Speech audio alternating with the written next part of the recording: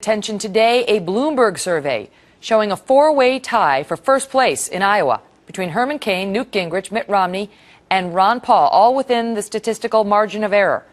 It is raising questions about whether Congressman Paul could see a new campaign surge in the coming weeks. And we are joined now by the Texas congressman and a 2012 presidential candidate, Ron Paul. Congressman, thank you so much for being here. So that's got to come as good news to you. Many people have considered you sort of an also-ran in this race, not your supporters, and certainly not from the look of that poll, the good people of Iowa. Well, we're very pleased, of course, not totally surprised because our internal polls have been pretty favorable. But also, I have been talking about significant change in the economy and the foreign policy, and the good reception I'm getting on the campaign trail, especially with young people. I'm very pleased with the recognition that we actually are polling so well. Where is the recognition by in particular, the mainstream media? We saw a debate the other night on foreign policy on which, that's a matter on which you've been very vocal.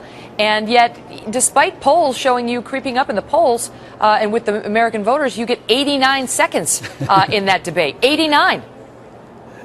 I wished I knew the absolute answer to that because I'm always asked that, but we'd have to ask the people who are managing the debates on why there was this exclusion. And I can postulate, sometimes they don't want to hear what I have to say because I do challenge the status quo of both parties and our foreign policy and the policy of the Federal Reserve, which serves a lot of powerful special interests. So maybe there's a concerted effort to make sure these views aren't circulated too widely. I want to ask you about, you've sort of been a watchdog financially on Capitol Hill for a long time, complaining about overspending and revenue issues from the Fed on down. Right now, one of the lead stories today is this super committee and projections that it is headed perhaps for what the co-chair described as possible abject failure. You believe even if they achieve big success, it's going to be, quote, puny, the cuts that they make. And, it's like teaspoons in the ocean. Tell us. Yeah, from my viewpoint, they're not really talking about cuts. My proposal is to cut $1 trillion of real cuts in the first year. But they're talking about cutting $1 trillion over 10 years, and they're only talking about cutting proposed increases from the baseline. So those aren't real cuts. But I think there's two things. One is they don't want to admit the country's bankrupt and there's not a strong necessity for us to do something. And the other thing is that they won't consider changing policy. So you can't tinker around the edges and get rid of waste and fraud in a program here or there. What you have to do is decide what the role of government ought to be. Should the government be the policeman of the world? And should our government be passing out welfare from cradle to grave?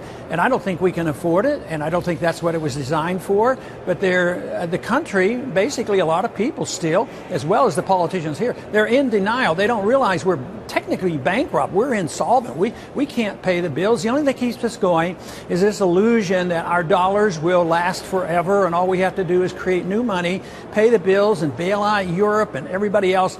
But that's coming to an end, and that's what our financial crisis is telling us.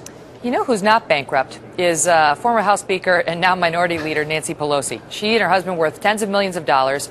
And there was a 60 Minutes report this week, and it's catching fire in the mainstream media as well, on how members of Congress, including not just Nancy Pelosi, but they profiled John Boehner as well, the Republican leader, they're not subjected to the same insider trading regulations that the rest of the world is. And it's resulted, they pointed out, in Boehner investing in health insurance company shares before it was announced that the public option had been axed, and he made a bunch of money. And Pelosi and her husband doing the same thing with a Visa initial public offering when she had some inside information about how Visa was about to come out smelling like a rose. Should members of Congress be allowed to do this, sir?